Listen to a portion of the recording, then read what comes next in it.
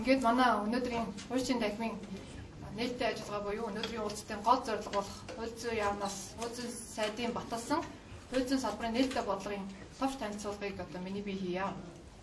За түрүүн сайд манд дурдсан энэ хууль зүйн салбарын нээлттэй бодлогын гол зорилго нь энэ эх 4 жилд эрх зүйн шинтгэлийг хэрэгжүүлэхдээ баримтж ажиллах манай яамнаас салбартаа баримтж ажиллах гол зарчмыг бид нэр бодлогын баримт бичгийн төвшөнд цог зарга хэмжээ олгож баталж гаргасан юм аа. За энэ бодлогын баримт бичгээ танилцуулахаас өмнө бид тавчхан хууль зүйн яамныхаа бүтэц зохион байгуулалтыг танилцуулъя гэж бодлоо. Засгийн газрын тогтоолоор хууль зүйн яамны бүтэц зохион байгуулалт өөрчлөгдсөн.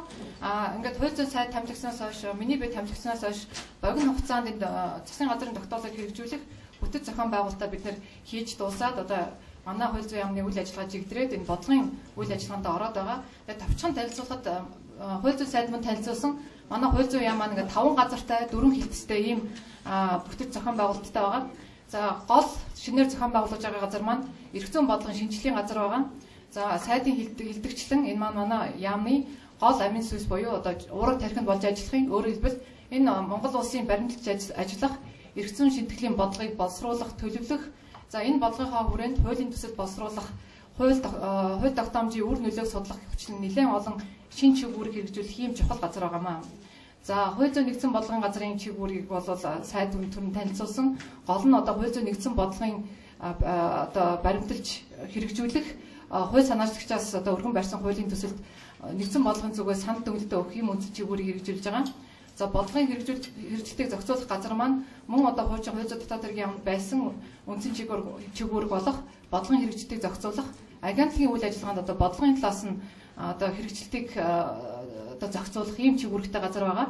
За хяналт шинжилгээний үнэлгээ аудитын газар бол бас нэлээд шин чиглэлтэйгээр зохион байгуулагдсан байгаа. Гол нь одоо дотоод хяналт, дотоод аудитын чиглэлээр нэмэгдсэн байгаа. За төрийн захиргаа удирдлагын газар бол бас төрийн захиргааны удирдлагаар хангахаас гадна шинээр нэмэгдсэн үндсэн 20 чиглэлэг нь өргөдөл гомдолтой холбоотой, иргэдийн өргөдөл гомдолтой холбоотой асуудлыг шуурхаа шийдвэрлэх, 3 дугаарт энэ олон нийтийн мэдээлэлээр хангах үндсэн чиглэлийг энэ газар маань хэрэгжүүлэх юм аа. За манай яамны харьяа агентлаг байгууллагууд 10 харьяа агентлаг байгууллага байгаа. Тэгэхээр энэ байгууллагын харьяа агентлаг байгууллагуудын үйл ажиллагаа бас энэ бодлогын нэгдсэн бодлогын дотор бас ингэж үйл ажиллагаа хэрэгжиж явах болно.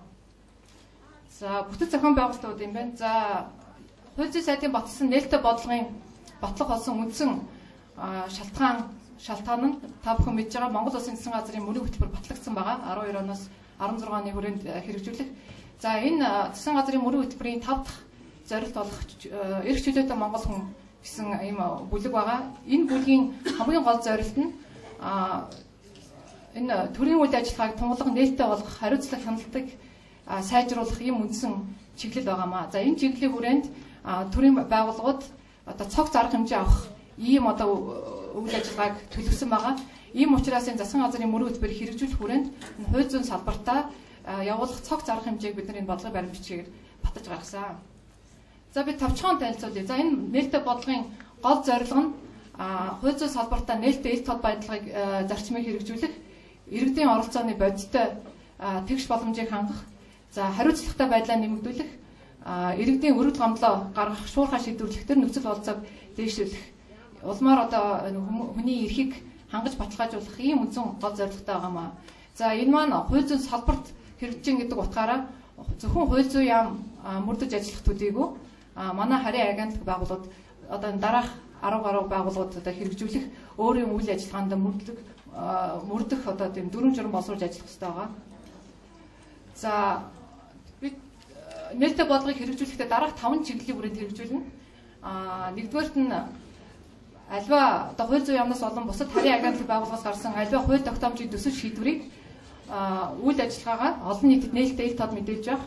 За альва хууль тогтоомжийн шийдвэрийг олон нийтээр заавч хилцүүлж байх, олон нийтийн оролцоог хангах. За 3 дахь чиглэл нь иргэдийн өргөдөл гомдлыг шуурхаа шийдвэрлэж байх. За 4 дахь нь манай ялангуяа харьяа байгууллага агентлагаас үзүүлж байгаа үйлчилгээ, мөн хууль зүйн яамнаас үзүүлдэг тусгай зөвшөөрлийн бүртгэлийг чирэгдэлгүй шуурхаа болгох ийм 4 дахь чиглэл байгаа. За 5 дахь чиглэл нь иргэдийн хэрэгцээ мэдээллийг шуурхаа тогтмол хангах. За ийм 5 чиглэлийн хүрээнд бид нар цогц арга хэмжээний төлөвлөгөөг энэ бодлогын баримт бичгээр тусгасан байна. За ингээд тавчхан дурдаад явхад хууль зүйн яам болон харийн агентлагууд одоо вебсайтаа бүхэл мэдээлэл ил тавих хэрэгтэй болно. За энэ дотор бол зөвхөн үйл ажиллагааны мэдээлэл төдийгүй баримталж ажиллаж байгаа хууль дүрм журмынхаа боловсруулж байгаа хууль дүрм журмынхаа төсөл баримталж ажиллаж байгаа хэм хэмжээний акт, байгууллагын дотоод журам, ёс зүйн дүрм, төсөв гүйцэтгэл, аудитын тайлан гэх мэт бүх мэдээлэлээ бид нар өөрсдийн вебсайтаа тавих болно. За зохион байгуулалтын арга хэмжээний хувьд бол бид нар нэлээд шинэлэг арга барилыг одоо авч хэрэгжүүлэхээр төлөвлөж байгаа. За хууль зүйн яамны хувьд бол иргэдийг мэдээлэлээр тогтмол шуурхан хангаж байх тусдаа мэдээллийн ажилтныг ажилуулж байгаа. За хууль зүйн сайд одоо сар бүр тогтмол үйл ажиллагааныхаа талаар тогтмол мэдээж байх одоо сэтгүүлчтэй уулзалтыг хийж байх болно. Нээлттэй алганы өдрийг бол үргэлжлүүлэн зохион байгуулах болно. За олон нийтийн оролцоо хамтын ажиллагаа гэдэг талаас нь гол үзүүлэлт болгож үйл ажиллагаагаа бид нар үнэлдэг байна. За иргэдийн оролцоог хангахтаа бид нар бас шинэ технологийн ханх үүднээс Twitter, Facebook, YouTube гэдэг одоо нийгмийн цахим сүлжээг ашиглах болно. Ингэснээрээ бид нар бас залуучуудыг өргөнөөр татан оролцуулах энэ болцоог бид нар хайх болно. За бас нэг шинэ одоо арга хэмжээг бид нар төлөвийн бодлогын баримтлагчдад тусгасан байгаа. Энэ нь бас шинэ залуу үеэ бид нар энэ төрийн байгууллагын үйл ажиллагаа танилцуулах, энэ мэдээлэлээр хангах, энэ боломжийг судлах үүднээс ерөнхий боловсролын сурагч хүүхэд залуучуудыг яамны үйл ажиллагаатай танилцах ийм одоо аяллыг зөвхөн яамны хүрээнд биш бас харийн агентлаг жишээлбэл цагдаагийн ерхий газар бусад одоо харийн агентлагуудаа зохион байгуулах энэ арга хэмжээ бид нар төлөвсөн байгаа. За оролцоог хангах хичээлдээ өнөөдрийн бидний энэ цугдурч байгаа танхим бол хуульчдын танхим. Өнөөдрийн уулзалтын гол зорилго нь бол энэ хуульчдын танхимын нээлт байгаамаа. За цаашдаа хууль зүйн яам болон манай харийн агентлаг байгууллагууд боловсруулж байгаа хууль тогтоомж аливаа шийдвэрийнхаа төсөлд заавалчгүй хилцүүлэг хийдэг ийм одоо дүрм журмыг бий болгож ажиллахаар байгаа. Энэ хилцүүлгийг бид хуульчдын танхимаараа дамжуулж хийх болно. Энэ хилцүүлгийнхаа зар мэдээлэл энэ бүх холбогдох бүх мэдээллийг тодорхой одоо хугацааны өмнө иргэд олон түмэндээ ингээд гаргах энэ одоо арга хэмжээ бид нар бодлогын баримтлагчдад тусгасан байгаа. За 3 дахь чиглэл болох иргэдийн өргөд гомдлыг шуурхай шийдвэрлэх чиглэлээр бид нар мөн цогц арга хэмжээг төлөвсөн. За манай хууль зүйн яамны хүрээнд бол иргэдийн өргөд гомдлыг шийдвэрлэдэг тусдаа ажилтнтай болсон байгаа, тусдаа өрөөдөө иргэдийг хүлээж авдаг юм өрөөтэй байгаа. За мөн дэд сайд мөн удирдах албан тушаатнууд иргэдтэй уулзах тогтмол цагтаа болж иргэдийн одоо өргөд гомдлыг бас өөрсдөө уулзаж шийдвэрлэх ийм механизмыг бүрдүүлж байгаа. За хамгийн гол нь бид нар бас энэ өргөдөл гомдолд дүн шинжилгээ хийдэг ийм бүтэц зохион байгуулалт хийж байгаа маа. Өөрөөр хэлбэл энэ дийлэнх иргэд маань ямар асуудал бухимдаад байна, ямар асуудал үнэхээр энэ одоо өргөдөл гомдлын үндсэн одоо асуудал нь болоод байна гэдэгтээ дүн шинжилгээ хийгээд хариуцлага тооцох байна уу, өөр бусад одоо холбогдох арга хэмжээ авах энэ механизмыг бид нар бүрдүүлэхээр энэ болгон баримтлагчдад тусгасан байгаа. За ер нь бас шинэлэг энэ өргөдөл гомдлыг шуурхай шийдвэрлэхийн шинэлэг арга хэмжээнүүдийг оруулсан байгаа. Жишээлбэл захин өргөдөл гомдол гаргах, өргөдөл гомдлын мэдээллийн талаар тань мэдээллийг вебсайтаар мэдээлэх гэх мэтлэн цогц арга хэмжээнүүдийг төлөвсөн. За дөрөв дэх чиглэл болох энэ үйлчилгээ, бүртгэл, тусгай зөвшөөрлийн үйлчилгээг хүндрэлгүй шуурхай болох талаар бид нар бас цогц арга хэмжээг төлөвсөн. За үүний хүрээндээ хамгийн түрүү мэдээлэл ил болгоё. Мэдээлэл ил болохдоо иргэдэд ойлгомжтой цогц хэлбэрээр хүргье. Мэдээлэл байхгүй гэсэн болоод иргэд бухимдж байна. Үйлчилгээг авахд бухимдж байна. Ямар мэдээлэл одоо үйлчлэгийг авахын тулд ямар материал бүрдүүлэх ёстой, ямар шат дараатай байх ёстой гэдэг мэдээгүйс олж байгууллага дээр одоо харийн агентлагуудаар бухимдал үүсэж байна гэсэн одоо үзэж байгаа учраас бид нар бүх мэдээлэл ойлгомжтой ил байдлаар гаргая. Иргэдэд одоо хүртээмжтэй байдлаар гаргая. Ялангуяа энэ тусгай зөвшөөрлийн талаар. Хоёрдугаарт энэ ил тод байдлыг ханх үүднээс энэ тусгай зөвшөөрлийг авсан хуулийн этгээдүүд хин юм бэ? Тэрийг одоо тэр хуулийн этгээдийн нэр хаягтай бас ингэж гаргаж яа гэсэн ийм одоо зарчмын үүднээс энэ мэдээллүүдээ ил болгож байгаа. За хамгийн сүүлийн чиглэл болох энэ иргэдэг эргэцүүн мэдээллээр хангах энэ чиглэлийн хүрээндээ бид нар бас энэ цогц арга хэмжээг төлөвлөж байгаа. За хууль зүйн яамны үндсэн чиглэлийн нэг нь иргэдэг эргэцүүн мэдээллээр эргэцүүн сургалт сурчлагаа байгаа. За тэр хүрээндээ та бүхэн мэдж байгаах манай хууль зүйн яамнаас болон хууль зүйн үндэсний хүрээлэнгээс эрхлэн явуулдаг Legal Info гэсэн вебсайт байгаамаа. За энэ вебсайтаа бид нар аль болох түргэн шуурхай хүртээмжтэй болох талаас нь одоо нэлээд чиглэж ажиллахаар байгаа. Мөн түүнчлэн дараах нэлээд олон вебсайтууд байдаг юм байна. Энэ вебсайтаа бас мэдээлэлээр баяжуулах, аль болохоор хүртээмжтэй байх талаас нь бид нар нэлээд олон үйл ажиллагаа төлөвлөд байгаа. За хүртээмжийг дээшлүүлэх үүднээс бас энэ эргэцүү мэдээллийн 1982, мессежийн 151982 гэсэн энэ одоо дугааруудыг үйл ажиллагаа бид нар эрчимжүүлж байнгын тогтмол шуурга ойлгох ажиллаа хийх болно. За иргэдэд бол аль болох одоо эргэцүүн мэдээлэлтэй холбоотой ийм одоо мэдээллийг нийтэлж байх жижиг гарын авлага тахимал хэвлүүлж байх ажлыг бид нар бас шуурхай хийх болно. За яамны зүгээс бидний одоо хэрэгжүүлж байгаа нэг ажил нь хууль зүйн яамныхаа нэг давхрын хүлээлгийн өрөөг хүлээлгийн тахимыг аль болох одоо иргэдийн үйлчилгээний мэдээлэл авах болцоотой ийм байдлаар гэж товчуулж засаж янзалж байгаа. За яг бид зүгээр юу болох үүднээс зарим нэг зургийг оруулаад жишээлбэл бид түрүүнд дурдсан манайх хууль зүйн яам иргэдийн өргөд гомдол хариуцсан тусгай ажилтнаа болсон иргэдэг хүлээж авах туслаа өрөөтэй манай яамд оронгууд хамгийн ихний 101 тоо дөрөв болоод иргэдтэй харьцдаг ийм ажилтнуудтай сууж байгаа. Жишээлбэл манай өргөд гомдол хариуцсан ажилтан чулуун цэцэг жишээлбэл ингээд иргэдэг хүлээж аваад ажиллаа сууж байна. За манай одоо яамны бас нэг шинэ бодлого бол оролцоог хангах тэгш боломжийг хангах гэж байгаа. Тэгэхээр альва одоо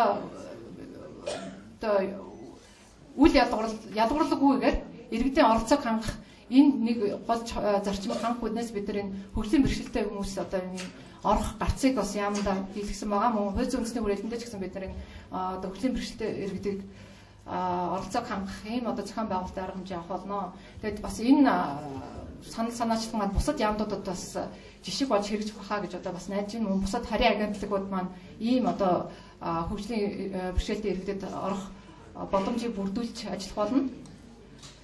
За ингээд манай бас хууль зүйн яамны хүлээлгийн өрөөг бид нар аль болох иргэдэд ээлтэй мэдээлэл авах усаар тохижуулж байгаа. Одоо эхний хэмжээнд бол бид нар бүх манай яамнаас гаргаж байгаа гарын авлага ном тохимол мөн цахим мэдээллийн сангаа одоо ингээд үүдэндээ гараад товчуулсан байгаа.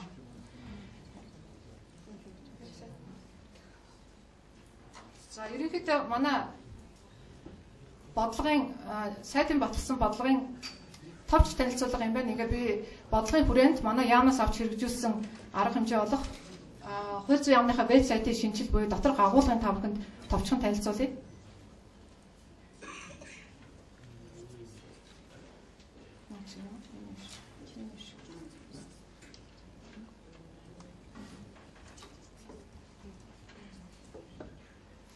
За манай яамны вебсайт moj.gov.cgmn гэдэг вебсайт манай яамны бүтэц зохион байгуулалттай холбоотойгоор нэр нь өөрчлөлт шинээр хийгдсэн байгаа. За ингээд бид нар саяын сайтын баталсан нээлттэй бодлогын хүрээнд вебсайтаа бүрэн шинжилж бүх мэдээллийг гаргасан байгаа. Тэгээд та бүхэнд харуулъя. За ингээд мэдээллийн ил тод байдал гэсэн юм болон байна. Энэ болондоо бид нар үйл ажиллагааны ил тод байдлын хүрээнд манай хууль зүйн яамд өрдөж байгаа хууль тогтоомж дүрмж заавраа бид нар бүгдийг энд оруулсан байгаа. Ингээд энэ баяжуулалтаа хийгээ явах болно. За манай яамны хүрээнд хэрэгжүүлж байгаа гадаадын зээл төсөл хөтөлбөрийн бүх танилцуулгын мөн дэлгэрэнгүйгээр оруулсан байгаа. Та бүхэн бүгдэндээ нь ороод ингээд дэлгэрэнгүй танилцах болцоотой. Жишээлбэл одоо ингээд үнэн дүн хэрэгжүүлж байгаа байгууллага зорилго төслийн зорилготой холбоотой бүх мэдээлэл дэлгэрэнгүй рүү орсон байгаа.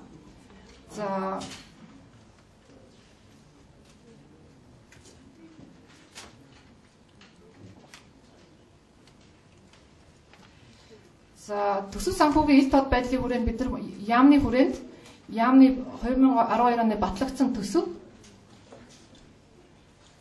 За 2011 оны төсвийн гүйцэтгэлийн тайлан мөн дэлгэрэнгүйгээр тавьсан байгаа. За одоо энд удахгүй манай яамны хүрээнд хийгдсэн бүх одоо хяналт шинжилгээний үнэлгээний тайлан болон аудитын тайланганд 3 дээр тавих болно. За энэ дөрөв та бүхэн харж байгаа манай хууль зүйн яамны захиалгаар гадаадын өндөр хөгжилтэй улс орнуудад сурсан суралцагчдын бүх мэдээлэл байгаа. За энэ 153 хүн бас сурсан юм байна. Төрийн сангийн тэтгэлгээр гадаадын өндөр хөгжилтэй улс орнуудад энэ бол бүрэн мэдээлэл байгаа. Өөрөөр хэлбэл овог нэр хаана сургууль сурсан, одоо хаана ажиллаж байгаа гэсэн бүх мэдээлэл байгаа. Энэ бол хамгийн гол бид нар яамны нэгэн улсын төсвөөр суралцсан, манай яамны захиалгаар суралцсан гэдэг утгаар нь энэ нээлттэй тод байдлыг ханх үүднээс энэ бүх мэдээллийг тавьж байгаамаа. За би түрүүнд дурдсан өргөл гомдлыг шуурхай олох чиглэлээр бид нар цахим өргөдлийн ийм механизмыг бүрдүүлж байгаа гэж та бүхэн харж байна.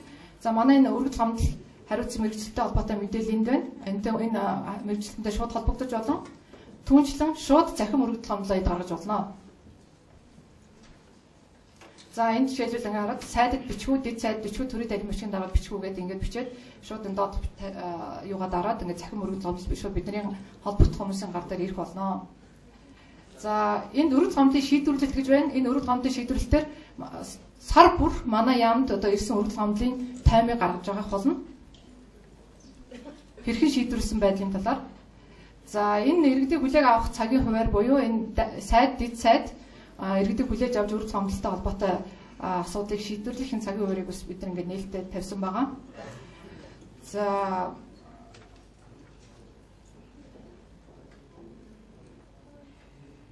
мөн одоо энэ нээлттэй бодлогын хүрээнд бид газар нэгжийнхэн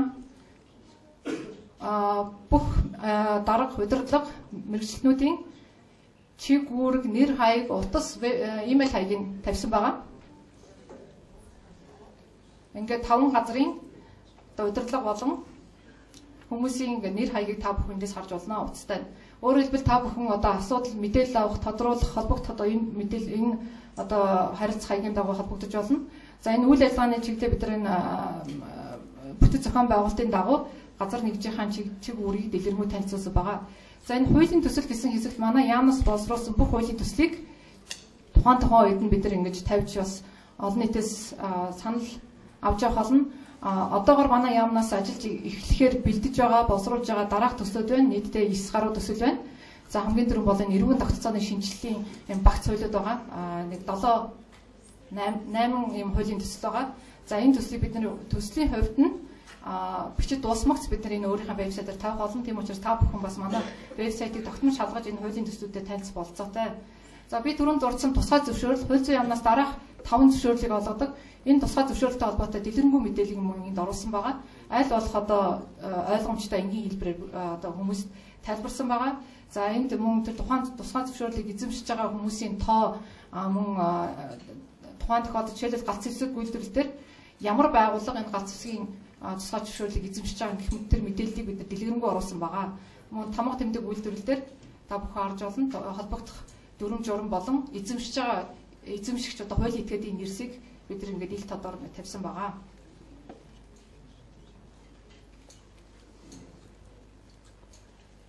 За яамны удирдлагын дэлгэрэнгүй мэдээлэл одоо жишээлбэл танилцуулга дэлгэрэнгүй одоо CV танилцуулга мөн одоо вебсайтаар тавьсан байгаа. Хэрвээ та бүхэн эсвэл энэ дээр ороод танилцж болно. Мөн түнчлэн манай яамны одоо энэ legal info вебсайт болон бусад холбогдох харийн агентлагуудын вебсайтыг бүгдийг холбоос байдлаар ингээд оруулсан байгаа.